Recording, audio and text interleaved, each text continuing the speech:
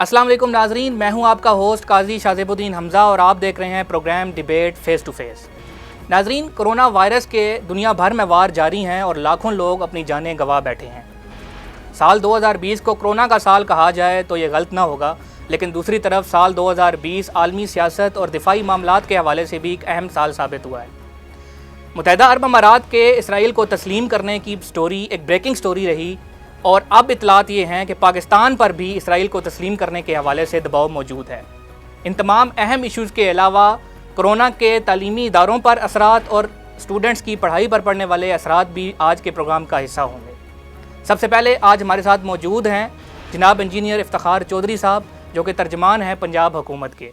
बहुत शुक्रिया सर, आपने प्रोग्राम के लिए वक्त निकाला। Coming straight to the question, और ये एक लर्निंग प्रोसेस के लिए भी मैं आपसे पूछ रहा हूँ कि एक आम पाकिस्तानी सोचता है कि जब पाकिस्तान भारत के कश्मीर पर कब्ज़े के बावजूद भारत को तस्लीम भी करता है, हमारी एम्बेसी भी वहाँ मौजूद है, दो तरफ़ा ताल्लुकात भी होते हैं और एक ख़ास सतह की तजारत भी होती है, तो जब हम भारत को तस्लीम करते हैं तो इसराइल को तस्लीम करने के हवाले से इतनी हिचकिचाहट क्यों है? इस हवाले से आपका क्या मौक़िफ़? शुक्रिया काजी शाह ज़ेब, आपने ये बड़ा अच्छा सवाल उठाया कि अगर इसराइल को तस्लीम नहीं किया जाता तो दूसरे मानों में जो कश्मीर पे इंडिया ने कब्ज़ा किया हो तो इसमें क्या फ़र्क है। तो मैं तो सीधी सी बात आपसे कहूँगा कि कश्मीर और इसराइल का तनाज़ा जो है बिल्कुल दो मुख्तलिफ़ चीज़ें हैं। कश्मीर पे तो गासबाना कब्ज़ा किया उन्होंने। 1948 में ख़ुद नेहरू यूनाइटेड नेशंस में गए और कहा कि हम जंग बंद करते हैं और यहाँ पे प्लेबिसाइड कराते हैं, रायशुमारी कराते हैं। तो हमारा मुतालबा तो वही है कि रायशुमारी कराएं और कश्मीरियों को राइट ऑफ डिटर्मिनेशन दें। तो ये आज की दुनिया में तो ये है, ये कोई जंगल का कानून तो नहीं है कि भाई आप कब्ज़ा कर लें और आपने जो उसको स्पेशल स्टेटस दिया हुआ है वो खुद ही आपने दिया था अक़वाम मुत्तहिदा की करारात को मद्देनज़र रख के, और ख़ुद ही आप उसको मिटा रहे हैं। तो इसमें क्या फ़र्क पड़ता है पाकिस्तान ने जी इसको बेच दिया और फलाना कर दिया। ये तो पाकिस्तान को अपने माशी मामला दुरुस्त करने चाहिए, अपनी चीज़ें, अपनी ताकत मजबूत करनी चाहिए। मजबूत पाकिस्तान जो है कश्मीर की आज़ादी की ज़मानत है। बाकी इसराइल ने जो काम किया है वो तो बिल्कुल कायद-ए-आज़म ने फरमाया था कि ये एक बास्टर्ड बेबी है जो वहाँ पे बरतानिया और दूसरी ताकतों ने बनाया, तो उसको हम कभी तस्लीम नहीं करेंगे जब तक फ़लस्तीनियों को इक्वल राइट्स नहीं मिलते, वहाँ बैतुल मक़दस आज़ाद नहीं हो जाता। तो मैं तो एक कदम आगे भी कहता हूँ कि किसी सूरत में भी उसको तस्लीम ना करें। कुछ लोग कहते हैं इसके माशी फ़ायदे होंगे, तो चलें, अगर माशी फ़ायदे हैं तो मुझे बता दीजिए कि मिस्र और जॉर्डन ने इससे माशी फ़ायदे क्या लिए, इन मुल्कों को क्या फ़ायदा हुआ है। ये उसी तरह के गरीब हैं जिस तरह पाकिस्तान है, तो ये क्यों इस तरह की फुलझड़ियाँ छोड़ते हैं। सबसे ख़तरनाक बात तो ये है कि ये बात हुई कैसे और किसने शुरू की। ये बड़ी इम्पॉर्टेंट चीज़ है कि देखा जाए कि कौन इस तरह के फुलझड़ियाँ छोड़ता है, कभी कादियानियों के बारे में, कभी इनके बारे में। तो बहरहाल मैं ये समझता हूँ हमें अपने कायद का फरमान याद रखना चाहिए। अनिल साहब, बड़ा इंपॉर्टेंट नुक्ता आपने उठाया। मुत्तहिदा अरब अमारात के इसराइल को एक्सेप्ट करने के बाद, रिकगनाइज़ करने के बाद, अब इतलात ये हैं कि पाकिस्तान पर भी इसराइल को एक्सेप्ट करने और रिकगनाइज़ करने का दबाव है। तो बेसिकली मेरा सवाल ये है कि इन तमाम मामलात को मद्देनज़र रखते हुए क्या आप समझते हैं कि आने वाले वक्त में पाकिस्तान के लिए हालात मुश्किल से मुश्किल तर होते जाएंगे? मुत्तहिदा अरब अमारात की तरफ से इसराइल को तस्लीम करने पर जोर दिया जा रहा है, तो दबाव डाला जा रहा है, और वाक़ईतन ये दबाव तो काफ़ी इफ़ेक्टिव है, ख़ास तौर पर जब आप माशी तौर पर कमज़ोर हों और आपने मुल्कों से लोन लिए हों, लोग वहाँ आपको काम करते हों, तो बहुत सारी चीज़ों को देखना पड़ता है। लेकिन असल चीज़ ये है कि हमने तकाबल ये करना है कि क्या पाकिस्तान इस चीज़ का मुतहम्मल हो सकता है कि उसको इसराइल को तस्लीम करे। तो मेरा ख़्याल में मौलाना खादिम हुसैन रिज़वी का जनाज़ा इसकी बहुत बड़ा जवाब है, और पाकिस्तान कभी भी ये नहीं करेगा, और पाकिस्तान तहरीक इंसाफ की हुकूमत कभी भी ये नहीं चाहेगी कि वो अवाम के गैज़ो गज़ब का शिकार बने और इसराइल को तस्लीम करे। इंजीनियर साहब, कोरोना का मसला भी ज़ेर गौर है और कोरोना के सख्त तरीन हालात के बावजूद अपोजिशन जो है वो जलसे करने के लिए बज़िद है। اب اگر جلسوں کی اجازت دی جاتی ہے تو عوام کی صحت کو دو پر لگایا جائے گا، اور اگر جلسے کرنے کی اجازت نہیں دی جاتی تو اپوزیشن اور حکومت کے درمیان ایک ٹکراؤ کی سی کیفیت ہو سکتی ہے۔ تو اس حوالے سے پنجاب حکومت اور وفاقی حکومت ان چیلنجز سے نمٹنے کے لیے کس حد تک تیار ہے؟ اب قاضی شاہ صاحب، جو کرونا کے بارے میں آپ نے سوال مجھ سے کیا ہے، تو اپوزیشن جلسے کرنا چاہتی ہے، تو اپوزیشن کو تو کوئی غرض نہیں ہے کہ لوگ مریں جئیں۔ قاہرہ نے بھی یہی کہا اور نبیل قبول بھی یہی کہہ رہے ہیں۔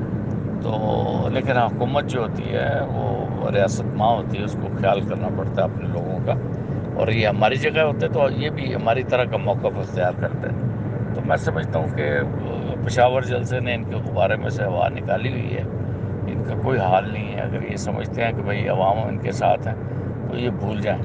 ہر سروے، ہر چیز جو ہے وہ عمران خان کے حق میں جاری ہے، اور پاکستان بڑا تیزی سے ابھر رہا ہے اور اپنی جگہ سنبھل رہا ہے۔ اگر اس پاکستان کو کچھ اور 2-4 سال 5 سال اس طرح سنبھلنے دیا گیا تو انشاءاللہ العزیز ہمیں کسی کی محتاجگی نہیں ہوگی، نہ امارات کی ہوگی، نہ سعودی عرب کی ہوگی۔ برابری لیول پہ جب معاشی معاملات درست ہوں تو انسان آنکھوں میں آنکھیں ڈال کے بات بھی کر سکتا ہے۔ تو میں تو آپ کے جتنے بھی ناظرین ہیں یا سامعین ہیں، میں ان سے درخواست کروں گا کہ پاکستان کی تعمیر میں عمران خان کا جو ہے نا وہ بھرپور ساتھ دیں۔ بہت شکریہ انجینئر افتخار چودھری صاحب، ترجمان پنجاب حکومت ہمارے ساتھ موجود تھے۔ ناظرین، جیسا کہ ہم کرونا کے حوالے سے بات کر رہے ہیں تو کرونا کے اثرات زندگی کے ہر شعبے پر پڑے ہیں۔ اسی طرح تعلیم، تعلیمی ادارے اور طلبہ بھی بری طرح متاثر ہوئے ہیں۔ طلبہ کے اہم ایشوز پر بات کرنے کے لیے آج ہمارے ساتھ موجود ہیں جناب عمر عبداللہ خان صاحب، organiser revolutionary student federation Punjab.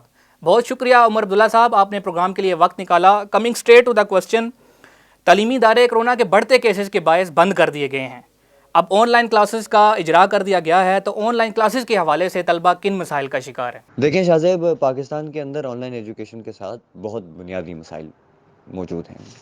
پہلے پہل تو پاکستان کے اندر صرف 30% لوگ ایسے ہیں جن کو انٹرنیٹ کی سہولت میسر ہے، اور اس کی بھی ایک بہت بڑی کانسنٹریشن، ایک بہت بڑا پورشن اربن سینٹرز تک یا شہری علاقوں تک محدود ہے، جبکہ پاکستان کے اندر ایک بہت بڑی تعداد اسٹوڈنٹس کی، یا یوں کہیں کہ ایک میجورٹی اسٹوڈنٹس کی بلوچستان، فاٹا، کشمیر، گلگت بلتستان، اندرون سندھ یا ایون پنجاب کی پیریفری سے آتا ہے، جن کو انٹرنیٹ کی سہولت سرے سے میسر ہی نہیں۔ اور ایسی صورتحال کے اندر پاکستان کے اندر آن لائن کلاسز ایک تماشے کے علاوہ اور کچھ نہیں ہو سکتا۔ دوسرا بنیادی مسئلہ ہے آن لائن کلاسز کے ساتھ وہ یہ ہے کہ پاکستان کے اندر انٹرنیٹ بہت مہنگا ہے، اور یہاں کا جو محنت کش طبقہ ہے یا یہاں کے جو غریب نوجوان ہیں وہ اس انٹرنیٹ کو افورڈ نہیں کر سکتے۔ اور پہلے ہی جس طریقے سے اس نام نہاد تبدیلی سرکار نے پچھلے 2 سال میں پاکستان کے اندر ایجوکیشن کو ایک کاروبار بنایا ہے، اور جس طریقے سے فیسوں کے اندر دگنا چگنا اضافہ کیا ہے، تو یہ نہیں ہو سکتا کہ اسٹوڈنٹس اور ان کے والدین ایک طرف لاکھوں روپے کی فیس بھی بھریں اور پھر انٹرنیٹ کا اضافی بوجھ بھی برداشت کریں۔ یہ کیسے ہو سکتا ہے؟ اور پھر فیسیں کس چیز کی لی جا رہی ہیں؟ ان چیزوں کی جو اسٹوڈنٹس استعمال ہی نہیں کر رہے، مثلا لائبریری، سپورٹس، ٹرانسپورٹس۔ تو میرے خیال میں یہ ایک یہاں کے اس ایجوکیشن سسٹم کے اوپر بیٹھے پرائیویٹ مافیا اور حکومت کی ملی بھگت ہے، جس کے تحت اس ملک کے غریب نوجوانوں کو اور محنت کش طبقے کے بچوں کو لوٹا جا رہا ہے۔ اور تیسرا بڑا مسئلہ یہ ہے کہ پاکستان کے اندر عام ایجوکیشن کو سپورٹ کرنے کے لیے انفراسٹرکچر موجود نہیں ہے، تو اس طرح کا جو ایک ایڈوانس ایک سوفسٹیکیٹڈ میتھڈ آف لرننگ ہے وہ کیسے سپورٹ کر سکتا ہے؟ یہاں ٹیچرز کی کوئی ٹریننگ موجود نہیں ہے، یہاں اسٹوڈنٹس کی کوئی اورینٹیشن موجود نہیں ہے، اور ایسے میں quality of education is seriously compromised. اور یہ ہمیں سوچنا پڑے گا کہ ہم اپنے آنے والے مستقبل کے ساتھ یہ کس قسم کا کھلواڑ کر رہے ہیں، کہ اس طرح کی ایجوکیشن، اس طرح کی ڈگریز لے کر جو اسٹوڈنٹس آئیں گے بھی تو ان کی کیا حیثیت ہوگی، یا ان کو تو یہ ایک ہم سب کے لیے ایک لمحہ فکریہ ہے۔ ایسے میں ہم یہ سمجھتے ہیں کہ پاکستان کے اندر ہمارا یہ مطالبہ ہے بلکہ کہ پاکستان کے اندر تب تک آن لائن کلاسز نہیں ہو سکتی جب تک ہر اسٹوڈنٹ کو مفت اور فری انٹرنیٹ مہیا نہیں کیا جاتا، اور اگر فری انٹرنیٹ نہیں دے سکتے تو ایٹ لیسٹ فیسوں کے اندر 50% کٹوتی ہونی چاہیے تاکہ وہ کمپنسیٹ کر سکے انٹرنیٹ کو۔ تو یہ کچھ بنیادی ڈسکشن ہے۔ اچھا، آپ نے آن لائن ایجوکیشن کے ساتھ ساتھ ہاسٹلز کا معاملہ بھی اٹھایا، تو اگر حکومت ہاسٹلز کو مکمل طور پر بند کرتی ہے تو بلوچستان، سندھ یا دیگر دور دراز کے علاقوں سے آئے ہوئے طلبہ کے لیے متبادل انتظامات کیا ہو سکتے ہیں؟ مثلا کیا متبادل ہو سکتا ہے؟ آپ خود سوچیں کہ ایک طرف آپ ان پیریفری سے آئے ہوئے اسٹوڈنٹس کو انٹرنیٹ دینے کے لیے تیار نہیں ہیں، اور دوسری طرف آپ آن لائن کلاسز لینے پر بھی بضد ہیں، اور پھر آپ ان کو ہاسٹل سے بھی باہر نکال رہے ہیں۔ مطلب کیا سندھ کے، بلوچستان کے، فاٹا کے، کشمیر کے، بلتستان کے یا پنجاب کی پیریفری سے آئے ہوئے غریب لوگوں کے بچوں کا ایجوکیشن پہ وہ حق نہیں ہے جو یہاں کے مراعات یافتہ طبقے کے بچوں کے پاس ہے؟ کیا آپ یہ کہنا چاہتے ہیں؟ یہ کس قسم کی ڈسکرمنیشن ہے؟ اور ہم یہ سمجھتے ہیں کہ یہ تو کوئی مطلب یہ کوئی قابل قبول حل ہی نہیں ہے۔ اس پہ تو سیدھی سیدھی جو ڈسکشن ہے وہ یہ بنتی ہے کہ آپ یہ حکومت وقت کی ذمہ داری ہے کہ اگر وہ آن لائن کلاسز لے رہی ہے اور وہ انٹرنیٹ مہیا نہیں کر سکتی ان پیریفریز کے اندر، تو پھر ہاسٹل کا بندوبست کرے، اور ہاسٹل سے اگر آپ ان کو نکالتے ہیں بچوں کو اور پھر آن لائن کلاسز بھی لیتے ہیں، تو پھر آپ اس کا مطلب آپ پھر سیدھا سیدھا کہہ دیں کہ پاکستان کے جو دیہی علاقوں سے یا غریب اور محنت کش طبقے کے جو بچے ہیں ان کو ایجوکیشن کا کوئی رائٹ نہیں ہے، تو ہم یہ سرے سے سلسلہ ہی ختم کر دیں گے، ہم یونیورسٹی میں آئیں گے نہیں۔